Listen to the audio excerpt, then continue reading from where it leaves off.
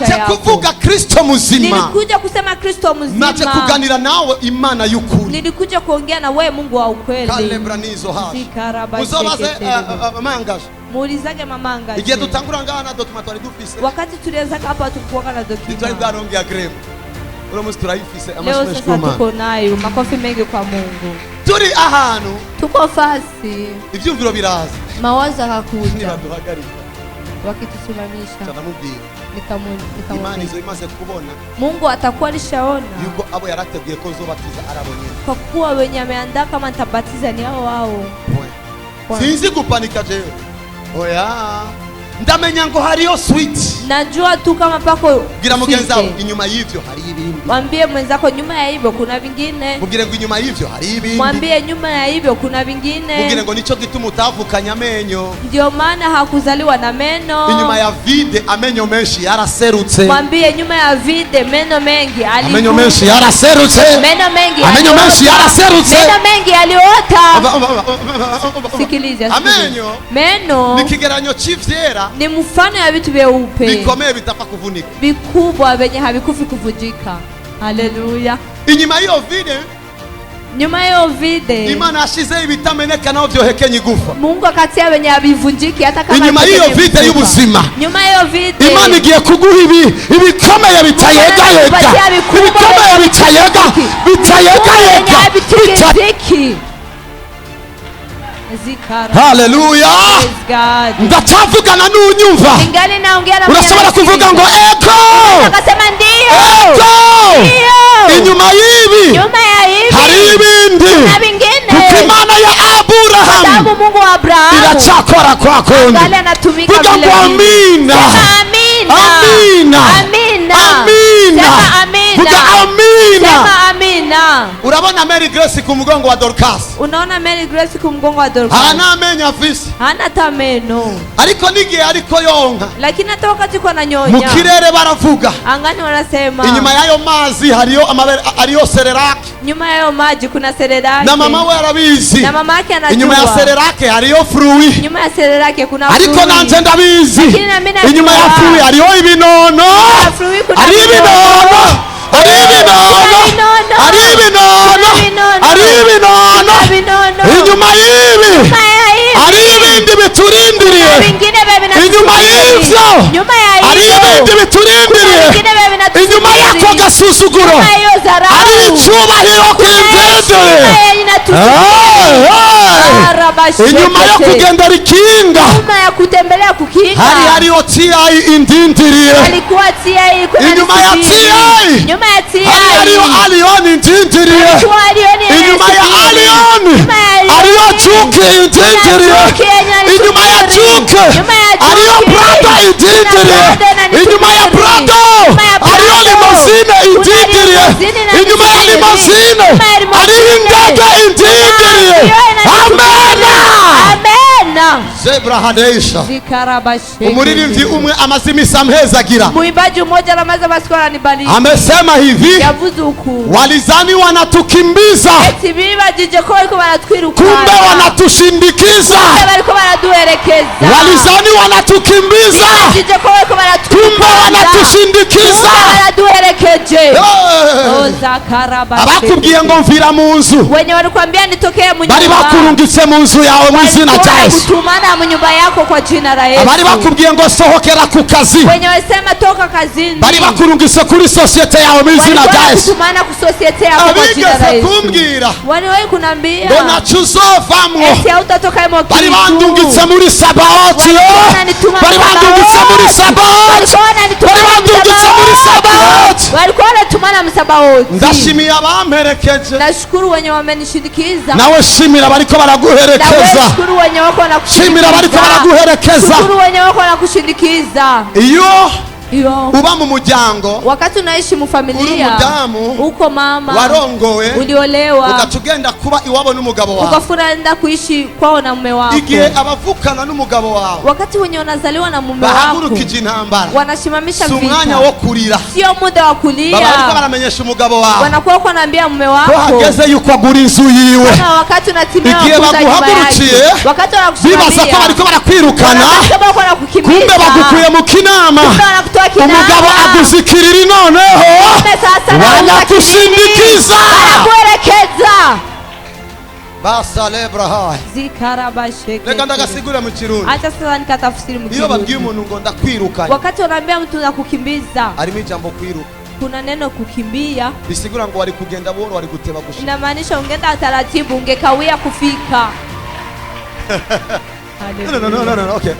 Qu'est-ce que je veux dire ici? Iyo bavuga ngo yamwirukanye, Wakisema amemkimbiza, bisigura ngo ari uri imbere, inamaanisha kuna wa mbele, undi yiruka inyuma ye. mwingine inakimbia nyuma yake. Ico yakoze niki? Chenye alifanya ni kimoja. Icambere yakwirukanye Cha kwanza kubera ko amekukimbiza yagusanze ufise ahantu uri kwa kuraja. sababu amekukuta uko nafasi pe Imana kunaenda. iramufasha kukwirukana. Mungu akakusaidia Ntiwigeze kukimbiza. ukata usubire iyo hari, Haujawahi kukata urudi kwenye kuko yiko, n'ubundi ariko kwa arakwiruka. sababu iko na kukimbiza. Waciye wiruka ugenda Ulikuwa aho unakimbia, arudi. unaenda pe kunaenda. Zekada Zeikada baba Zeikataba ndatuye mu izina rya Yesu. Nakili kwa jina la Yuko Yesu. waguhagurukiye Kwa wese mwenye amekushimamia wote. agiye kumenya ko yaguherekeje gushika n'ingoga mu izina rya Yesu. Anajua kama amekushindikiza kufika haraka kwa jina la Yesu. bari muzi Mlikuwa mnajua yuko abisirayeli kwa kuwa Waisraeli bari guteba hajya ku kiyaga, wangekawia pale baharini, iyo Farawo atari kuva mu rugo ngo abiruke, Farao wangetoka ngo wakimbize, ariko abirukanye lakini wakati amewakimbiza Imana ikibona ko hageze yuko icinzira yagihutihuti. Mungu akaona kama wakati unatimia ukata njia Abariko haraka barakwirukana, haraka. Wenye wako bariko bamenyesha Imana wako wanakubalisha yuko ukwiye Mungu. guca inzira yagihutihuti. Anastahili kukata njia ya haraka haraka. Ese Haleluya. ndabizi ko yari amamagaye kuba umukuru w'ishengero igihe kana, Najua kama ameniita kuwa mkubwa wa kanisa wakati ariko iyo ntari fulani, guhura n'abambangamira, lakini singekutana na wenye n'ubu wananitesa, sinari kuba naritavye umuhamagaro. na hivi ningekuwa sijakubali wito. Kepa ya Zikatara Seka peka ya. Oza katerebo Lepa sepa ya. Robo shekete. Haleluya. Praise God. Ndakunda umurundi Napenda Murundi akavuga neza anakasema ngo vizuri, nimvira mu nzu simvira mu gihugu. eti nitokee mu nyumba sio nitokee mu Ndakunda nchi. Umurundi Napenda Murundi akavuga neza anakasema vizuri, nimvira mu nzu simvira mu eti gihugu. nitokee mu nyumba sio nitokee mu Asangwa nchi. arimvira mu nzu, Kwa kuwa nitokee mu nyumba, yabonye yuko urambiwe no kuba mu mazu yubatswe n'ubudongo, ugomba kuja kuba mu mabloko sima. Epa ya badeshaga. Yeketerebo. Ako gasuzuguro niko Imana ije gukura ku buzima Hiyo bwawe. dharau ndio Mungu anakuja kutosha kwa Ako maisha gasuzuguro yako. niko Imana igiye gukura mu Hiyo buzima bwawe. dharau ndio Mungu anakuja kutoa kwa maisha Ako yako. gasuzuguro niko Imana igiye gukura ku buzima Hiyo bwawe. dharau ndio Mungu anakuja kutoa kwa Mu maisha yako. izina rya Yesu Kwa Kristo jina la turapfuye. Yesu Kristo aliyokufa. Niko bimeze. Ndogi sibiko. Yesu baramwirukanye Yerusalemu mu kumwica, balimkimbiza Yerusalemu kumuua, kumbe baramurungise kuganza Burundi. kume wanamtuma kutawala Burundi. Maritawe. Amkuelewa. Yesu baramwirukanye Yerusalemu, tuvire mu gisagara. Yesu amemfukuza Yerusalemu, tutokee Jitu. mjini. Misumari. Imisumari. Sawa. Ego. Baramwirukana ku gihugu cyao, Wakamfukuza ku nchi yao, kumbe bamurungise kuganza na Amerika. kumbe wanamtuma Reka kutawala nakubwire. na Amerika. Acha nikwambie. Abamukurikira yarafise Wenye walikuwa wanamfuata alikuwa nao bari kurushi walikuwa wadogo 12, sana, 12, 72, 72 n'abagabo bakunda gufungura gusa 5,000. na wabona wanapenda kula sana Ariko tu uno 5,000, lakini Na leo Trump aravuga na Trump anasema Jesus is Yesu God. ni Imana. Bashobora kuvuga ngo amina. Unaweza kusema amina. Iyo Mana niyo ndiko ndavuga ubukuru bwawe. Huyo Mungu ndio niko nasema ukubwa wake. Igihe cyose umuntu yibusa ubukuru bw'Imana, Wakati wote Mungu anakumbuka ukubwa wa Mungu, nakangwa n'abamuhagurukiye. hashituki na wenye wamemshimamia. N'ubundi bahagurutse batevye kuko ari umugabo yari yahagurutse mbere yuko Kwanza bahaguruka. wameshimama wanakawia kwa sababu kuna bwana alikuwa alishimama mbele yao kushimama. Biraguca aka gatoke kagufi. Fanya kaka kidole ka mwisho Vuga ngo kafupi. naho ari kagufi, Sema hata kama ni kafupi gafise ico kamaze. kako na kenye Naho thamani mumbona yako. mugufi mu byanyu, Hata kama mnaona ni ufupi jewe wenu. nzobakurugutura amatwi ndabakuremo yotaco bimaze mu izina rya Yesu. Nitawasaidia kutoa uchafu masikio kwa jina la Yesu. Yeah. Ambratela Ibraya branteizaga. mande Baba sheke. barakubonye aka, Wanakuwa walikuona aka, Ariko ugiye kubafasha aha. lakini unaenda kuwasaidia hapa. Bisigura ngo Imana ni nziza. Inamaanisha Mungu ni mwema, Igikora byose ni vyiza. yenye anafanya yote ni mema. Ngomba ndagutware muri nivo yawe. Nataka sasa nikupeleke munivo Niba yao. nde bavyumva Wanani wenye wanavisikia bavuge ngo amina. waseme amina. nari navuze rero yuko ibintu byose yarabiremye. Nilikuwa nasema sasa kama vitu vyote ameviumba. Ahubwo wewe wandike muri Google gusa kugira ngo umenye ivyo yakuremye. Wewe uandike mu Google tu ili ujue venye amekuumbia. Reka nakwereke secret ya Google. Acha nikuoneshe secret ya Google. Waruzi ko amajambo yose uvuga. Ulikuwa unajua kama maneno yote unasema Naho utari kura yavuga. hata kama hauko unasema hivi Ari mu mutwe wawe. iko kichwani mwako. Ni wewe uhitamo kurondera ibyo ushaka gusohora. Ni wewe unachagua kutafuta leo unataka kutoa. Ariko nta jambo nari muhejeje kurema wewe. Lakini hakuna neno unamaliza kuumba. Izo bonjour zikuzuyemo. Hizo bonjour zinakuja. Na bonsoir zikuzuyemo. Na bonsoir zinakuja. Ariko ni wewe mu gitondo. Lakini ni wewe asubuhi. Wugururira bonjour. Unafungulia bonjour. Wali kumwugwarana yari kugumino. Ungemfunganiana angebaki humu.